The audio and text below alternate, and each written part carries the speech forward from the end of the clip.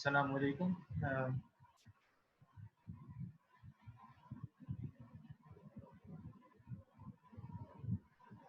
आज हम chapter number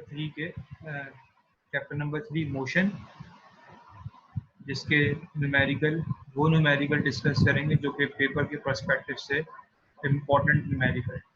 तो मोस्टली चैप्टर नंबर 3 में से न्यूमेरिकल वो नॉर्मली बुक के ही क्वेश्चंस ज़्यादा इम्पोर्टेंट समझे जाते हैं और पेपर में मोस्टली वही न्यूमेरिकल आपसे बुक के न्यूमेरिकल पूछे जाते हैं, जिसमें से पहला क्वेश्चन जो इम्पोर्टेंट है वो बुक का क्वेश्चन है number 3.2, problem number 2 of chapter number 3.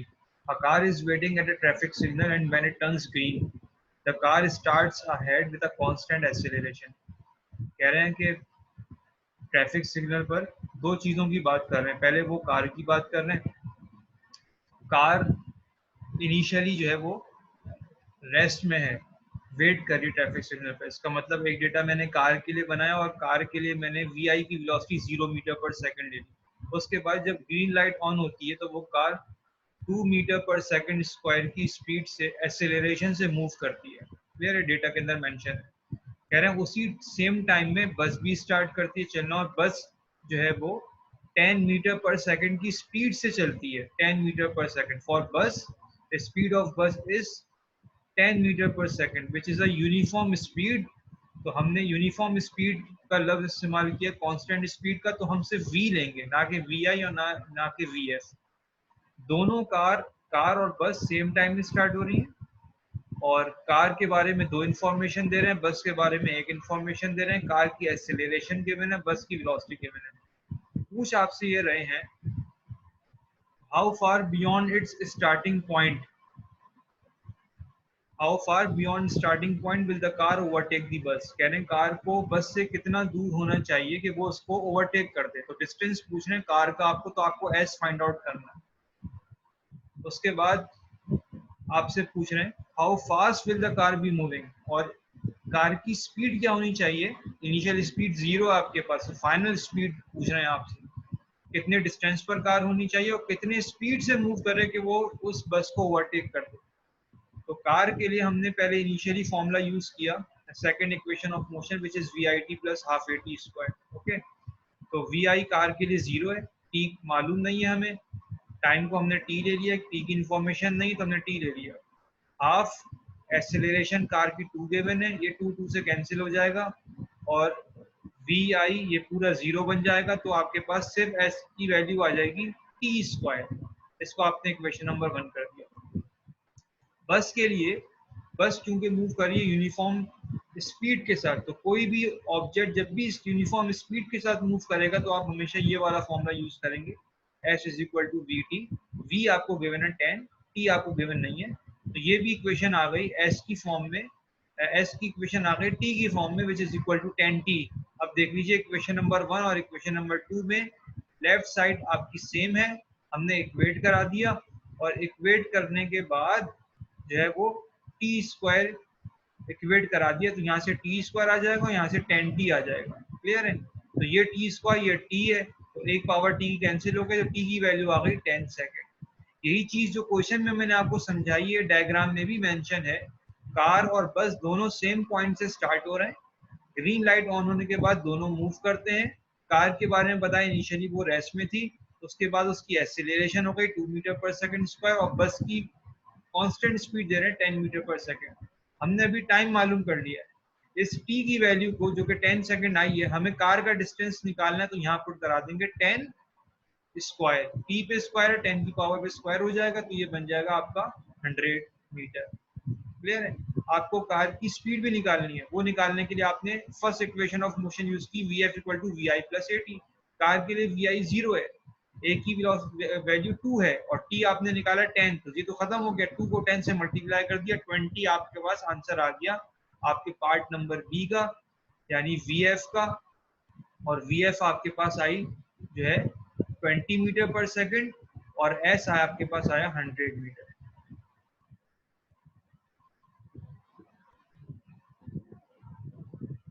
एक और न्यूमेरिकल देख रहे हैं और ये फ्री फॉल मोशन से रिलेटेड न्यूमेरिकल है 3.3।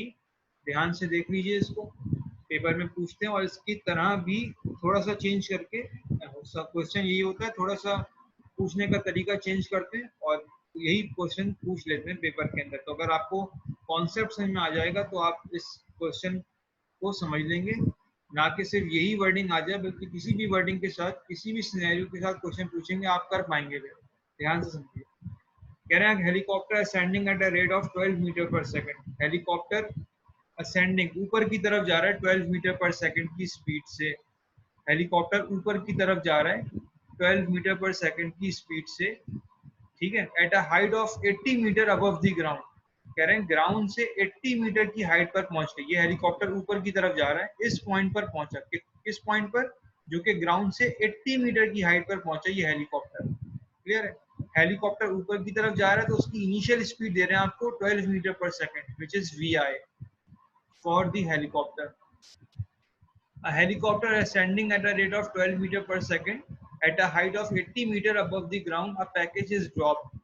80 मीटर की हाइट पर पहुंचकर इस हेलीकॉप्टर ने एक पैकेज को ड्रॉप कर दिया। ठीक है, पैकेज को फेंका उसने, ठीक है।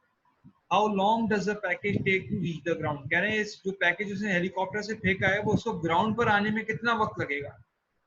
तो नॉर्मली लोग समझते हैं कि हेलीकॉप्टर से जो पैकेज गिरेगा वो यहाँ से ड्रॉप होने के बाद सीधा नीचे आ जाएगा, यानी ये टाइम मालूम करना है, जो कि गलत है।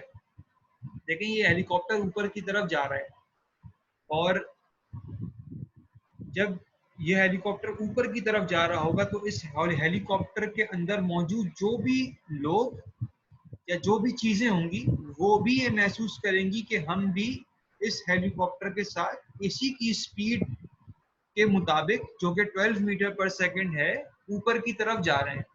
तो जब हेलीकॉप्टर से उस पैकेज को फेंका गया या जाएगा तो वो पैकेज फौरन से नीचे नहीं आएगा।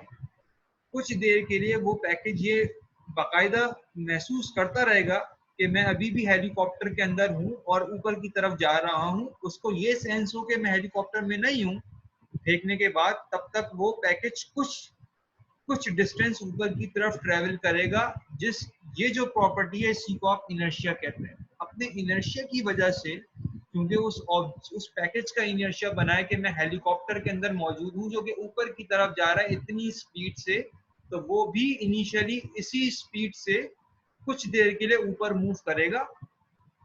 ग्रेविटी एट होने की सूरत में, क्योंकि उस पर अनबैलेंस फोर्स तो लग नहीं रही अब, तो उसका इनर्शिया तो जब सेंस होगा तो वो फिर नीचे आएगा। तो आपको एक टाइम तो मालूम करना है यहाँ से लेकर यहाँ तक का, जिसको आप कह सकते हैं T1, और एक टाइम आपको मालूम करना है फिर यहाँ से लेकर यहाँ तक, जिसको आप T2 कह सकते हैं। तो टोटल टाइम मालूम करना है आपको उस पैकेज का, जब उसको छोड़ा गया है नीचे आने तक, तो टोटल टाइम मालूम करना है, जिसमें एक टाइम तो ये ऊपर जाने वाला है और एक टाइम ये नीचे आने वाला टाइम। ठीक है, इसका मतलब इस सवाल के अंदर फ्री फॉल मोशन में एक अपवर्ड मोशन है आपके पास, एक डाउनवर्ड मोशन है। ठीक है, तो देखें इसको कैसे करेंगे हम।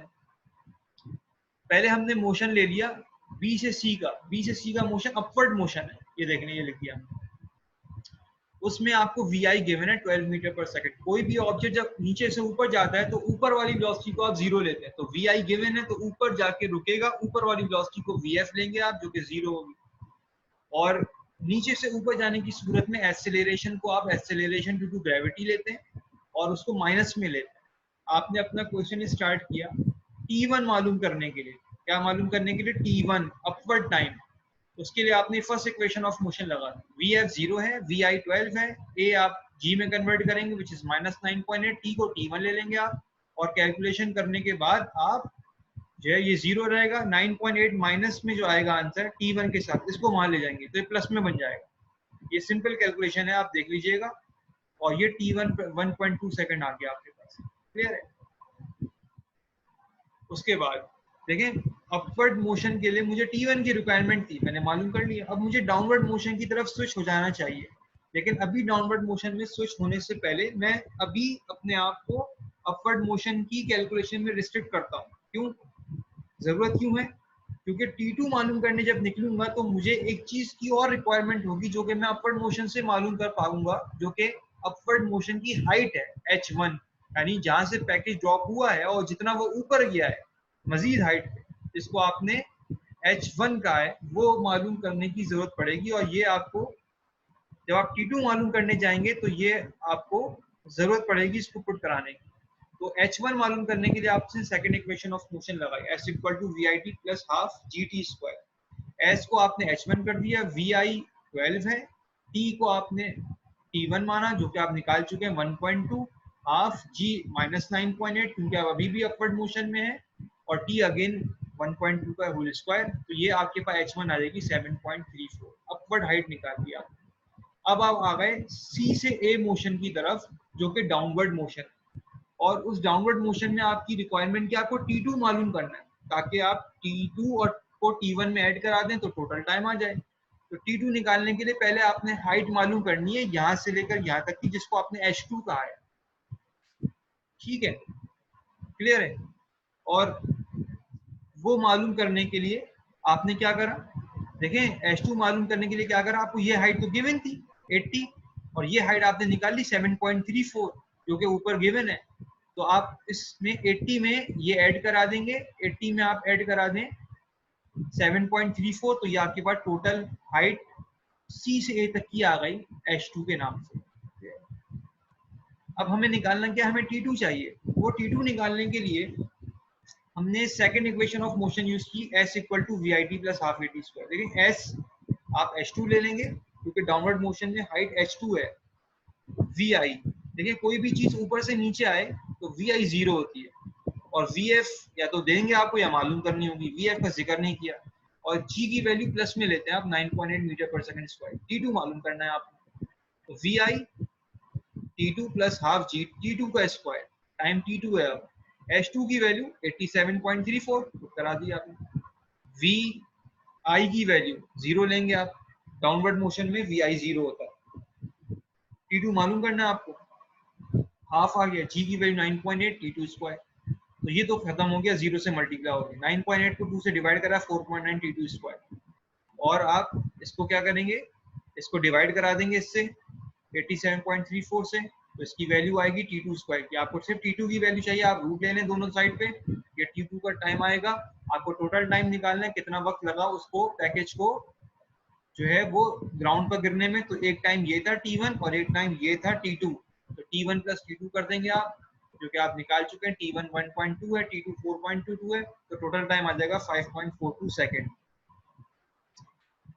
ठीक है, एक और न्यूमेरिकल है 3.5, ये अक्सर पेपर में पूछा जाता है। कह रहे हैं हेलीकॉप्टर है जिसका वेट दे रहे हैं आपको, वेट एक ऐसी फोर्स जो किसी भी ऑब्जेक्ट पे डाउनवर्ड एक्ट करती है टुवर्ड्स द अर्थ, वो दे रहे हैं आपको 3920 Newton, weight of the helicopter, हमने उसको W से रिप्रेजेंट कर दिया। कह रहे हैं calculate the force on it, कह रहे हैं इस हेलीकॉप्टर पे क्या फोर्स लगेगी, ये असेंडिंग ऊपर की तरफ मूव कर रहा है, कितनी स्पीड से, 2 मीटर पर सेकंड, कितनी एक्सेलरेशन से। देखिए मुझे कैसे मालूम चला ये एक्सेलरेशन है, लेकिन लिखा हुआ नहीं है, लेकिन यूनिट से पहचान लिया मैंने। तो कह रहे हैं फोर्स निकालें, हेलीकॉप्टर ऊपर की तरफ मूव कर रहा है इस एक्सेलरेशन से, जो फोर्स निकालनी है मुझे उसको मैंने F1 का नाम दे दिया, एक्सेलरेशन ले ली 2 मीटर पर सेकंड स्क्वायर। ये पार्ट ए हो गया। कह रहे हैं दोबारा फोर्स निकालें उसी हेलीकॉप्टर के लिए, वो दोबारा मूव कर रहा है और दोबारा ऊपर ही मूव कर रहा है, वो अभी भी असेंडिंग मूव कर रहा है, लेकिन अब वो एक्सेलरेशन के साथ नहीं बल्कि कांस्टेंट स्पीड के साथ मूव कर रहा है, v के साथ 4 मीटर पर सेकंड। ठीक है, लेकिन दो अलग अलग रिक्वायरमेंट है, खाली दो आंसर आएंगे, देख लीजिए कैसे। उस हेलीकॉप्टर पे दो फोर्स लग रही है, एक डाउनवर्ड वेट के नाम से और एक अपवर्ड जो आपको निकालनी है। एक अपवर्ड फोर्स को आपने F1 किया है, कहा है पहली रिक्वायरमेंट के लिए, और दूसरी रिक्वायरमेंट के लिए आपने उसी अपवर्ड फोर्स को दोबारा जब कंडीशन चेंज हो गई तो F2 का है। ठीक है, तो हेलीकॉप्टर पे दो फोर्स लग रही है, एक डाउनवर्ड वेट और एक ऊपर F। बड़ी कौन सी होगी, बड़ी वही फोर्स होगी जिस डायरेक्शन में हेलीकॉप्टर मूव कर रहा है, हेलीकॉप्टर मूव कर रहा है अपवर्ड डायरेक्शन में, असेंडिंग ऑर्डर में। तो दोनों केस में ये अपवर्ड वाली फोर्स, जिसमें एक मतलब आपने F1 के नाम से रिप्रेजेंट किया और एक मतलब F2 के नाम से, ये बड़ी लेंगे आप।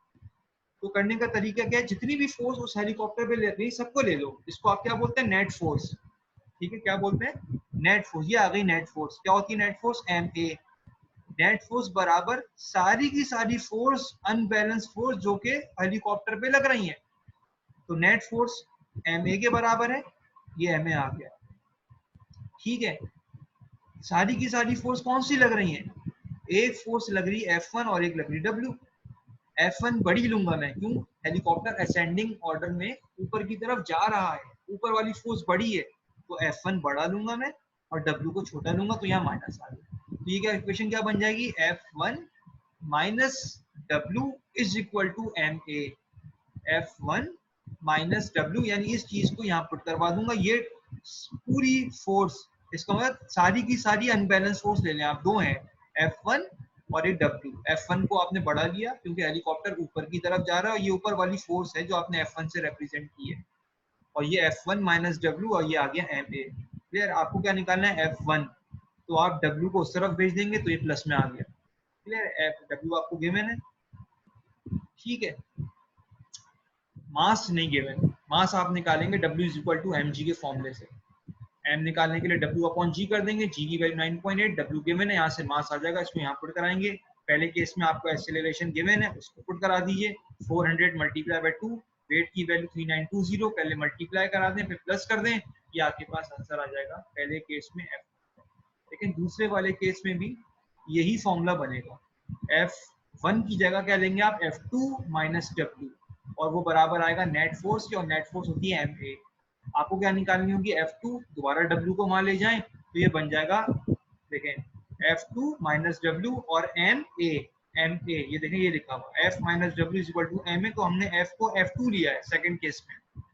A को 0 क्यों लिया है, क्योंकि अब हेलीकॉप्टर कांस्टेंट स्पीड के साथ ऊपर जा रहा है, तो कांस्टेंट स्पीड के साथ कोई भी ऑब्जेक्ट मूव करे तो A को एक्सेलरेशन को 0 लेते हैं, तो ये M 0 से मल्टीप्लाई होकर खत्म हो गया, तो क्या बचा F2 माइनस W। F2 निकालना है आपको, W को वहां लेकर प्लस में हो गया, और सिर्फ W की वैल्यू कितनी है 3920, तो F2 का आंसर आ गया 3920 न्यूटन। एक और न्यूमेरिकल है, ये न्यूमेरिकल है पुली से। पुली के दो केस हैं जिनमें से एक न्यूमेरिकल इंपॉर्टेंट है, समझ लीजिए।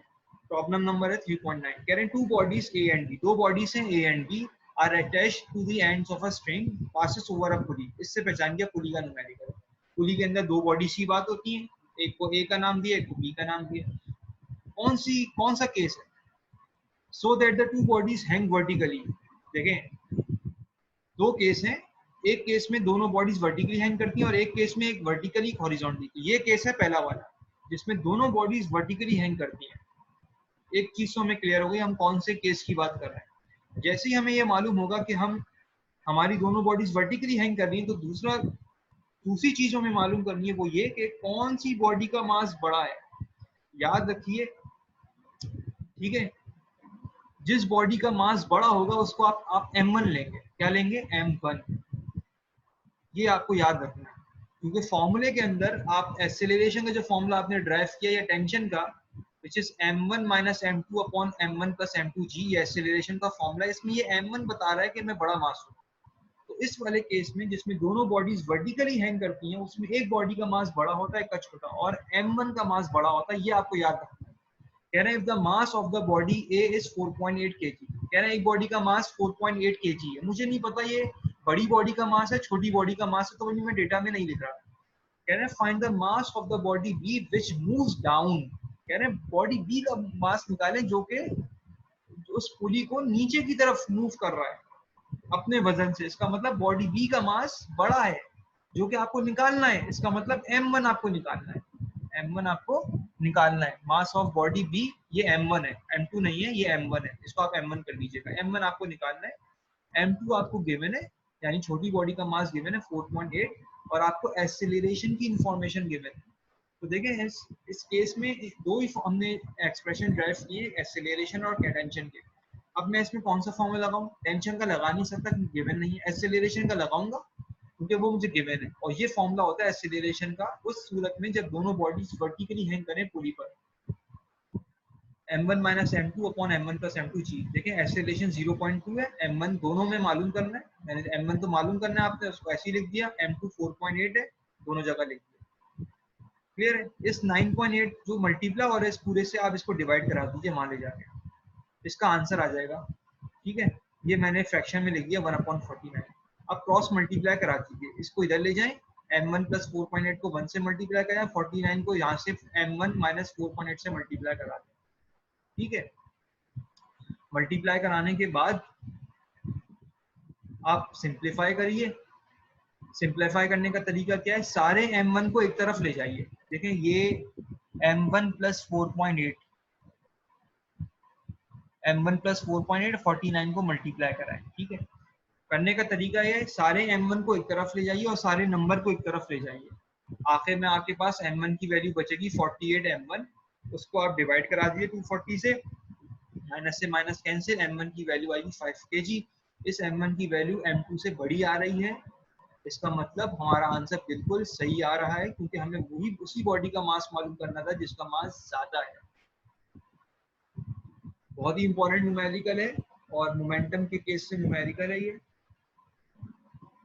3.12 कह रहे हैं 50 gram bullet is fired into a 10 kg block. एक बुलेट है और उस बुलेट का आपको 50 gram bullet is fired into a 10 kg block that is suspended by a long cord so that it can swing as a pendulum। एक bullet है जिसका मास आपको दे रहे हैं 50 ग्राम के बराबर, क्लियर है, और वो बुलेट एक ब्लॉक पे जाके लग रही जो कि रेस्ट में है। देखिए मैंने लिख लिया mass of bullet 50 gram, mass of bullet को रिप्रेजेंट करा स्मॉल b से, मास ऑफ बुलेट 50 ग्राम, इसको मैंने केजी में कन्वर्ट कर लिया by dividing this value by 1000। वो बुलेट जाके टकरा रहा है एक ब्लॉक से जिसका मास है 10 kg, तो मास ऑफ ब्लॉक को मैंने क्या कहा कैपिटल B से, मास ऑफ ब्लॉक 10 kg। अब आप याद रखिएगा स्मॉल b का मतलब मैं बुलेट की बात कर रहा हूँ और कैपिटल B का मतलब मैं ब्लॉक की बात कर रहा हूँ। कह रहे हैं by long cord so that can swing as a pendulum if the block is suspended so that its center of gravity rises by 10 centimeter, what was the speed of the bullet। अब ये क्या कह रहे हैं, देखिए कह रहे हैं कि इस जो ये बुलेट चलती भी जा रही है, देखिए मोमेंटम के अंदर आपको ये पकड़ना है कि बिफोर कॉलिजन क्या और आफ्टर कॉलिजन क्या। बिफोर कॉलिजन का मतलब ये बुलेट और ब्लॉक का टकराने से पहले वाली सूरत, और आफ्टर कॉलिजन क्या, बुलेट का ब्लॉक से टकराने के बाद वाली सूरत। तो देखें पहले बुलेट और ब्लॉक पहले बिफोर कॉलिजन, तो बिफोर कॉलिजन बुलेट की स्पीड तो निकालने को कह रहे हैं आपसे, तो बुलेट की इनिशियल स्पीड निकालने को कह रहे हैं। इनिशियल को आप रिप्रेजेंट करेंगे u से और बुलेट की स्पीड हो गई u स्मॉल b, तो ये आपने निकालना है velocity of bullet. Velocity of bullet आपको निकालनी है बिफोर कॉलिजन, ठीक है, और बिफोर कॉलिजन वाली स्पीड आपको निकालनी है जो कि आपको ub निकालना है। क्या निकालना है, ub निकालना है। क्या निकालना है, ub। तो यहाँ आप ub कर दीजिएगा, ये ub है, ठीक है। अब ब्लॉक की स्पीड क्या है, देखिए ब्लॉक की इनिशियल स्पीड को रिप्रेजेंट करूंगा u से और कैपिटल B से, कैपिटल B से वो क्या है 0 metre per second, 0 metre per second, ठीक है।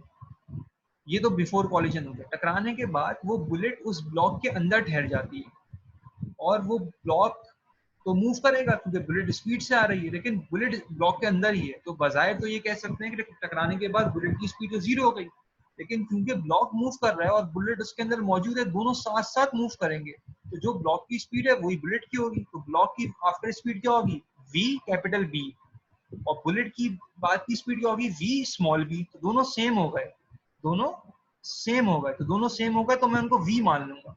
देखिए मैंने सवाल स्टार्ट किया मोमेंटम वाले law of conservation of momentum से, जो कि होता है m1 u1 plus m2 u2 equal to m1 v1 plus m2 v2। देखिए m1 हमारा बुलेट का मास था जिसको हमने m स्मॉल b का है, और m2 हमारा ब्लॉक का मास है जिसको m कैपिटल B का है। u1 हमारी बुलेट की स्पीड है जिसको हमने u स्मॉल b का है, और ub हमारे ब्लॉक की इनिशियल स्पीड है जिसको u कैपिटल B का है। टकराने के बाद u कन्वर्ट हो गया v में, स्मॉल b आया, यानी ये बुलेट की बात हो रही है टकराने के बाद वाली स्पीड, और u फिर v में कन्वर्ट हो गया और कैपिटल B, यानी ये बात हो रही है स्पीड आफ्टर दी कॉलिजन, बाद वाली फाइनल स्पीड किसकी, ब्लॉक की। तो देखें मास आपको गिवन था किसका, बुलेट का, ये रहा पुट करा दिया। ये आपको निकालना है बुलेट की इनिशियल स्पीड। मास ब्लॉक का भी गिवन है, ब्लॉक इनिशियली रेस्ट में था 0, तो ये खत्म हो जाएगा। फिर मास आ गया बुलेट का वीबी और इसको दोनों सेम है क्योंकि बुलेट ब्लॉक के अंदर है, तो जो ब्लॉक की स्पीड होगी वही बुलेट की होगी, और वो कितनी है, वो हमने वी ले ली, तो हमने इन दोनों को वी मान लिया, तो ये दोनों लाइक टर्म बन गई, ऐड करा दिए 10.05 आएगा, और ये तो खत्म हो गया, तो यहाँ पे सिर्फ बचा ये, इसको हमने डिवाइड करा दिया, तो ये यूबी का आंसर आ गया वी की फॉर्म में। इसका मतलब इसका आंसर हमारे पास फुल आंसर नहीं आया क्योंकि वी की फॉर्म में आंसर आया, वी निकालना। तो देखें अब हम आए, देखिए ये ऑब्जेक्ट ब्लॉक नीचे से ऊपर की तरफ जा रहा है, तो कोई भी चीज जब मूव करे और फील्ड के अगेंस्ट मूव करे, फील्ड के अगेंस्ट क्यों, क्योंकि ग्रेविटी हर ऑब्जेक्ट को नीचे की तरफ खींचती है और ऑब्जेक्ट नीचे से ऊपर की तरफ जा रहा है, इसका मतलब इसके हर पॉइंट पर ऊपर जाने की सूरत में पोटेंशियल एनर्जी बढ़ेगी और काइनेटिक एनर्जी कम होगी। Law of conservation of energy हमेशा होल्ड करती है, loss of kinetic energy gain in potential energy. Kinetic energy का फॉर्मूला होता है हाफ एम वी स्क्वायर, और इसका होता है mgh पोटेंशियल एनर्जी का। यहाँ मैंने दो मास लिखे हैं, क्यों, क्योंकि बुलेट और ब्लॉक साथ साथ ऊपर जा रहे हैं, तो दोनों की काइनेटिक एनर्जी कम हो रही है, दोनों मास मिलके, और पोटेंशियल एनर्जी बढ़ रही है। तो यहाँ हमने मास एक नहीं लिखा, दो लिखे, एम स्मॉल बी और एम कैपिटल बी, क्योंकि दोनों साथ साथ मूव कर रहे हैं। हाफ एम वी स्क्वायर, और ये एम में दोनों एम आएंगे, और एम जी एच और दोनों एम आएंगे यहाँ पे भी, ये कैंसिल होगा। v की वैल्यू चाहिए 2 को हम डालेगा 2gh, v स्क्वायर की वैल्यू चाहिए, v की वैल्यू चाहिए, रूट लगाएंगे तो ये रूट 2gh आ जाएगा। 2 की वैल्यू पुट कराएं, g की वैल्यू 9.8 पुट कराएं, और वो कितना ऊपर गया था ब्लॉक 10 सेंटीमीटर, इसको 100 से डिवाइड कराएं 0.1 मीटर आएगा, इसको यहाँ पुट करा दीजिए, v की वैल्यू आएगी 1.4, इसको आप यहाँ पुट कराएंगे क्वेश्चन नंबर 1 में v की जगह, तो आपके पास फाइनल वेलोसिटी आ जाएगी, बल्कि आपके पास इनिशियल स्पीड आएगी बुलेट की, जिसको आपने ub से रिप्रेजेंट किया था, इसको सही कर लीजिएगा, ये ub है, और कितनी आई है 281.4 मीटर पर सेकेंड। एक और न्यूमेरिकल है, ये कह रहे हैं एक मशीन गन है और ये फायर कर रही है 10 बुलेट पर सेकंड में, यानी एक सेकंड में 10 बुलेट फायर हो रहे हैं, और हर एक बुलेट का मास है 20 ग्राम, स्पीड दे रहे हैं 1500, कह रहे हैं find the force necessary to hold the gun in position, कह रहे हैं कितनी फोर्स मुझे लगानी पड़ेगी कि वो गन हिले नहीं, अपनी पोजीशन में रहे। देखिए मास दिया हुआ है बुलेट का 20 ग्राम, इसको आप कन्वर्ट कर देंगे केजी में, 1000 से डिवाइड कर देंगे, आपको नंबर ऑफ बुलेट दिए 10, और ये 10 बुलेट चल रही हैं एक सेकंड के अंदर, ये दिया है मास आपको एक बुलेट का। अब आप मास निकालना चाहते हैं 10 बुलेट का, तो आपने क्या करा, एक बुलेट के मास को 10 से मल्टीप्लाई कर दिया, तो टोटल मास आ गया 10 बुलेट का 0.2 kg। टाइम कितना दिया हुआ, एक सेकंड के अंदर, ठीक है।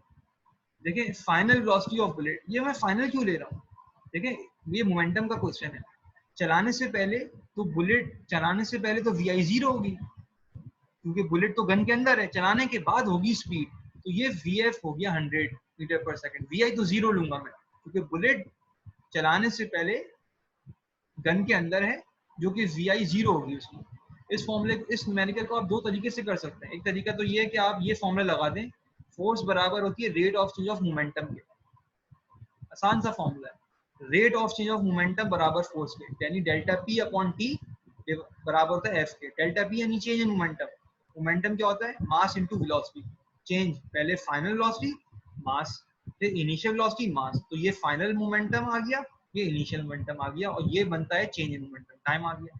m की वैल्यू आपको पता है 0.2 है, vf की वैल्यू 1500 है, फिर m की वैल्यू 0.2 है, vi की वैल्यू 0, तो ये चीज तो खत्म हो जाएगी। 0.2 को 1500 से मल्टीप्लाई कराएं, डिवाइड कराएं 1 से, तो आपके पास ये आंसर आएगा 300 न्यूटन, यानी ये फोर्स आपको लगानी पड़ेगी उस गन को होल्ड करने के लिए जो अपनी पोजीशन में रहे। लास्ट न्यूमेरिकल है, और ये न्यूमेरिकल है इंक्लाइन प्लेन से, कह रहे हैं एक इंजन है जो मोटर कार का, जो कि एक स्लोप पर मूव कर रहा है, इस वर्ड से पहचान लेंगे आप 45 डिग्री से कि इंक्लाइन प्लेन का न्यूमेरिकल, ये स्लोप लिखा हुआ है, यानी थीटा गिवन है आपको कितना 45 डिग्री, कितने एंगल से कितने स्पीड से मूव कर रहा है 63 किलोमीटर पर आवर, ये इनिशियल स्पीड गिवन है, इसको आप कन्वर्ट करेंगे मीटर पर सेकंड में। कन्वर्ट करने का तरीका क्या है, 63 को मल्टीप्लाई कराएंगे 1000 से, 1 किलोमीटर में 1000 मीटर होते हैं, और डिवाइड कराएंगे सेकंड में जाने के लिए 3600 से, एक 1 आवर में 60 सेकंड, 1 आवर में 60 मिनट, और 1 मिनट में 60 सेकंड, तो ये कन्वर्जन आएगी मीटर पर सेकंड। कह रहे हैं सडनली उसका इंजन रुक गया और वो जो मोटर कार है वो स्टॉप हो गई, तो वीएफ की वैल्यू क्या लेंगे, 0, कह रहे हैं चलने, जब वो स्टार्ट हुई चलना और वो जब इंजन उसका रुक गया तो उसने कितना डिस्टेंस कवर किया होगा, तो एस निकालना है आपको।